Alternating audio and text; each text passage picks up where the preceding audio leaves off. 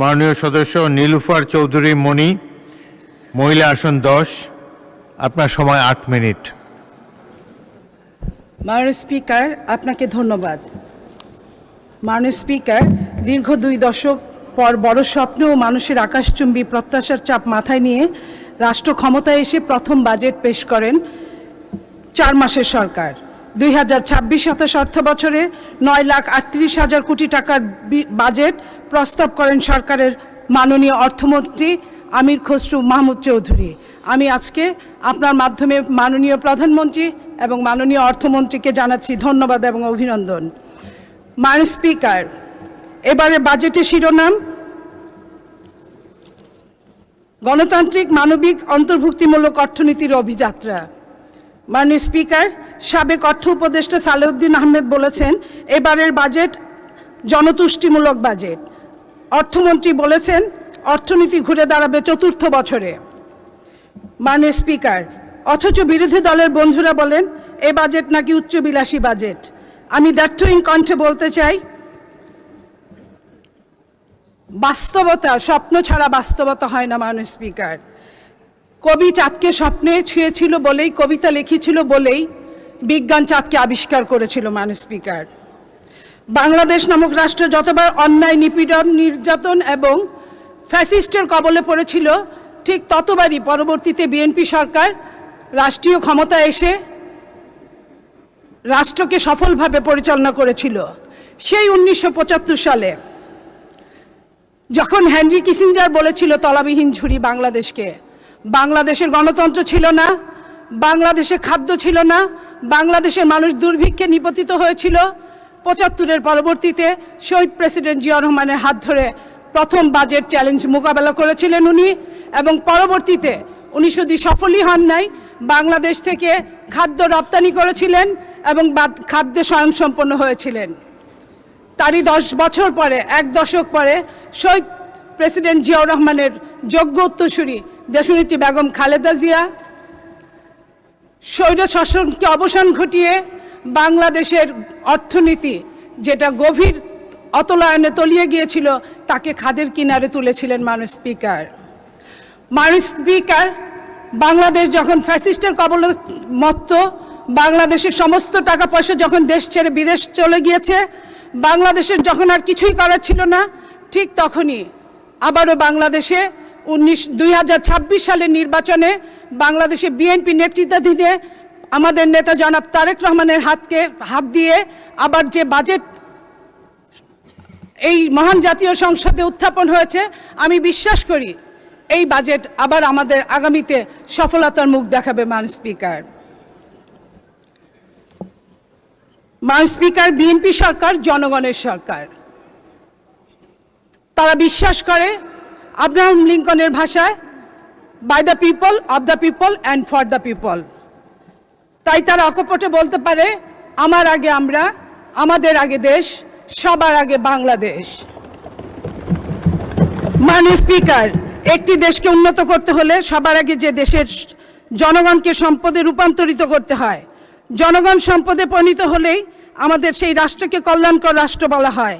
আর এই জন্য শিক্ষার কোনো বিকল্প নাই। মাননীয় স্পিকার, বিখ্যাত ফরাসি সেনাপতি নেপোলিয়ন বলেছিলেন, আমাকে একটা শিক্ষিত মা দাও, আমি তোমাদের শিক্ষিত জাতি দিব।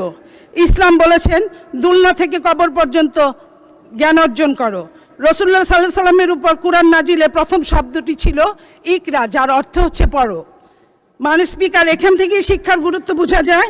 তাই শিক্ষাই যে জাতির মেরুদণ্ড, এবং সেই মেরুদণ্ড শক্ত হলেই শুধুমাত্র সোজা হয়ে দাঁড়ানো যায়। তাই মাননীয় প্রধানমন্ত্রীর নেতৃত্বে বিএনপি সরকার 2026-27 অর্থ বছরে শিক্ষা খাতে বরাদ্দ রেখেছেন 1,36,606 কোটি টাকা। শিক্ষা খাতে সবার আগে গুরুত্ব দিয়ে এত বিপুল বরাদ্দ দেওয়ার জন্য মাননীয় প্রধানমন্ত্রী এবং অর্থমন্ত্রীকে আমি জানাচ্ছি ধন্যবাদ এবং অভিনন্দন। মাননীয় স্পিকার, গত কয়েকদিন আগে বিরোধী দলের একজন সংসদ সদস্য বলেছেন কওমি মাদ্রাসায় নাকি বরাদ্দ দেওয়া হয়নি। আমি ওনাকে বলতে চাই, কওমি অর্থ হচ্ছে গোষ্ঠী।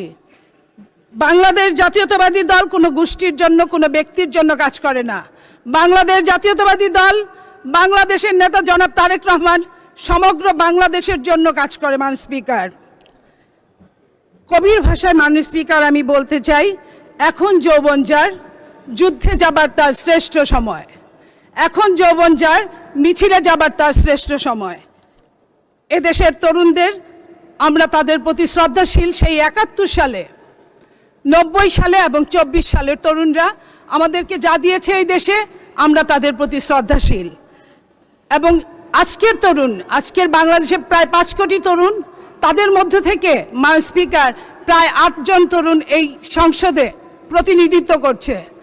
আমরা আশা করেছিলাম এই তরুণদের কাছ থেকে যে এই তরুণরা, সমগ্র তরুণ, যে তরুণরা ব্যাক টু দ্য প্যাভিলিয়ন, 24-এর আন্দোলনে যারা ফিরে গেছে, বিশেষ করে তরুণীরা, তাদের কথা বলবে, তাদের উন্নয়নের কথা বলবে, তাদের ভাগ্যের কথা বলবে, তাদের চাকরির কথা বলবে।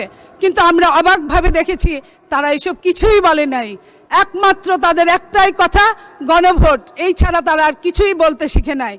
যে কথা বলেছেন মাননীয় প্রধানমন্ত্রী, আজকের মাননীয় প্রধানমন্ত্রী জনাব তারেক রহমান, উনি তরুণদের জন্য প্রযুক্তি খাতে, তথ্য প্রযুক্তি খাতে উৎসাহ দিতে 500 কোটি টাকা বরাদ্দ করেছেন। তাদের মানব সম্পদে পরিণত করতে যুব ও ক্রীড়া মন্ত্রণালয় 2558 কোটি টাকা বরাদ্দ দিয়েছেন, যা গত বছরের থেকে 762 কোটি টাকা বেশি। মাননীয় স্পিকার, এছাড়া স্টার্ট আপ, ফ্রিল্যান্সার, কন্টেন্ট ক্রিয়েটারদের জন্য বিশেষ সুযোগ সুবিধা দিয়ে তাদের উৎসাহ দানের ব্যবস্থা করা হচ্ছে মাননীয় স্পিকার। এবং 9 বছরের জন্য আগামী ভ্যাট প্রথা তুলে দেওয়া হয়েছে তরুণদের এই স্টার্ট আপে। মাননীয় স্পিকার, তরুণ পেশাজীবীদের জন্য করমুক্ত আয় সীমা 3.5 লাখ থেকে বাড়িয়ে 4.5 লাখ করা হয়েছে। মাননীয় স্পিকার, মাননীয় স্পিকার, স্বাস্থ্যই সম্পদ, অথচ বাংলাদেশের জনগণ অসুখ, হাসপাতাল, ডাক্তার, চিকিৎসা নিয়ে যার পণ্যায় অসুখে থাকে।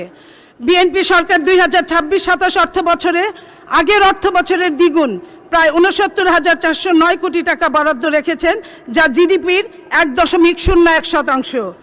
মাননীয় স্পিকার, স্বাস্থ্য খাতে সার্বজনীন ও ন্যায়সঙ্গত স্বাস্থ্যসেবা নিশ্চিত করা, চিকিৎসা কেন্দ্রিক ব্যবস্থা থেকে প্রতিরোধ কেন্দ্রিক ব্যবস্থা রূপান্তর করা, গ্রামীণ প্রান্তিক জনগোষ্ঠীর কাছে স্বাস্থ্যসেবা পৌঁছে দেওয়া, মাতৃ ও শিশু স্বাস্থ্য, পুষ্টি ও টিকাদান কর্মসূচি জোরদার করা এই বাজেটের লক্ষ্য। মাননীয় স্পিকার, 1 লক্ষ স্বাস্থ্যকর্মী ও 5,000 চিকিৎসক এই 1 বছরে নিয়োগ দেওয়ার উদ্যোগ নেওয়া হয়েছে। মাননীয় স্পিকার, যার 80% নারী। এটাই হচ্ছে আমাদের জন্য, সমস্ত নারী সমাজের জন্য অত্যন্ত আনন্দের কথা। না মাননীয় স্পিকার, একটি দেশের স্বাধীনতা, সার্বভৌমত্ব রক্ষার জন্য চাই চৌকস, দক্ষ, সাহসী ও সুশিক্ষিত বাহিনী। বর্তমান বিশ্বায়নের যুগে শত্রুর মোকাবেলা করে মাতৃভূমিকে রক্ষা করতে হলে উন্নত যুদ্ধের সরঞ্জাম আর তার প্রতিরক্ষা খাতে বড় অর্থ বরাদ্দ দেওয়া একান্তই দরকার। আমাদের মাননীয় অর্থমন্ত্রী এই খাতে 42,291 কোটি টাকা বরাদ্দ করেছে। মাননীয় স্পিকার, বিএনপির জনবান্ধব বাজেটের দিকে লক্ষ্য। ধন্যবাদ মাননীয় সদস্য। আচ্ছা, আর 2 মিনিটে শেষ করেন, বাকি কথা টক শোতে বলবেন। ধন্যবাদ মাননীয় স্পিকার। আমি আসলে বলতে চাই, আমি জামালপুরের মেয়ে, আমি নকশিকাথার এলাকার মেয়ে, আমি ব্রহ্মপুত্র নদের এলাকার মেয়ে এবং আমি সবজির এলাকার মেয়ে। অথচ আপনি জানেন মাননীয় স্পিকার, আমাদের যখন মৌসুম আসে তখন সবজি উৎপাদন যা হয় সেটা রক্ষণাবেক্ষণ করতে পারি না। আপনার মাধ্যমে আমি চাই আজকের অর্থমন্ত্রী উনি যেন হিমাগার তৈরির ব্যবস্থা করেন আমাদের এলাকায়, যেটা সারা বাংলাদেশে পরবর্তীতে কাজে লাগবে। মাননীয় স্পিকার, আমি আর একটু কথা বলতে চাই, সেটা হচ্ছে গত মহান জাতীয় সংসদে আপনার একজন মুক্তিযোদ্ধা নিয়ে কিছু কথা বলেছিল, আমি সেই কথা বলতে চাই। মহান জাতীয় সংসদ পরিচালনার জন্য মাননীয় স্পিকার প্রতি মিনিটে 2,72,000 টাকা খরচ হয়। এখানে বিরোধী দল আলোচনা করে পর্দা, বালিশ, মেশিন, মাইক্রোওয়েভ এইসব আলোচনা করে এবং আরও আলোচনা করে কার বাবা দাদা মুক্তিযুদ্ধে শহীদ হয়েছে।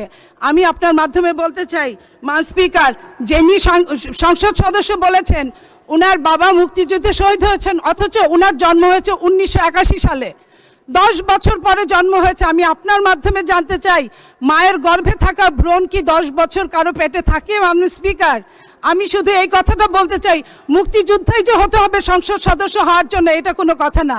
সংসদ সদস্য হওয়ার জন্য জনগণের জন্য কাজ করলেই হয়। সেইখানে এই মহান জাতীয় সংসদে অসত্য কথা বলার কোনো জায়গা থাকতে পারে না মান স্পিকার। তাই আমি বলছি আগামীতে আপনারা মুক্তিযোদ্ধা হন, মুক্তিযুদ্ধের জন্য জীবন দিয়ে দেন, আমাদের দুঃখ নাই, কিন্তু এইভাবে অসম ভুলভাল আপনারা বলবেন না মান স্পিকার। মান স্পিকার, আমি জামালপুরের নকশিকাঁথার কথা একটু বলতে চাই। সেটা হচ্ছে জামালপুরের নকশিকাঁথা সমগ্র বিশ্বে পরিচিত, এবং সেই নকশিকাঁথা যাতে আগামীতে আরও ভালোভাবে কাজ করতে পারে সেই জন্য। ধন্যবাদ মাননীয় সদস্য।